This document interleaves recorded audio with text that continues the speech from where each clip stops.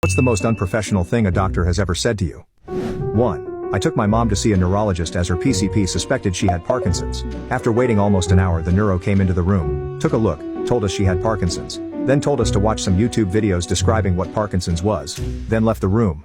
The whole encounter was under a minute. 2. After an appendectomy, I had a follow-up. Instead of inspecting the incisions on the table like normal, he grabbed my hips and looked down my pants. He said, "Everything looks really good, especially that bottom one." Then winked at me. The bottom one is just above my genitals. Turns out the top two were infected. 3. You're not depressed, you don't look sad. You must just be tired. Here, take these sleeping pills, but don't take them all at once.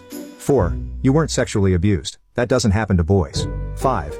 You don't have to take a whole pill, he says as he opens his desk drawer and removes and opens his own pill bottle. You can just take a little nibble like this. He bites a pill in half and swallows it. Called the Texas Medical Board on my way out the door. 6. Not me but my mom.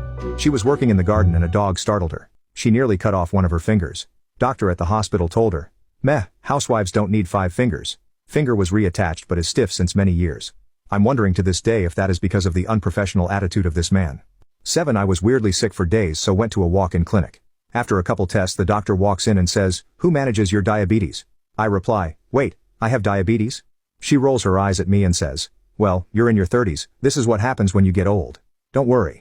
The diabetes will take about 30 years to kill you. That's not bad for a man." 8.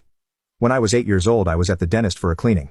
He mentioned that I had a frenulum under my tongue, which is a small, unneeded extra piece of tissue that attaches the tongue to the bottom of the mouth. He said that he could remove it, his reasoning being that my future girlfriends would appreciate it if I had a more mobile tongue.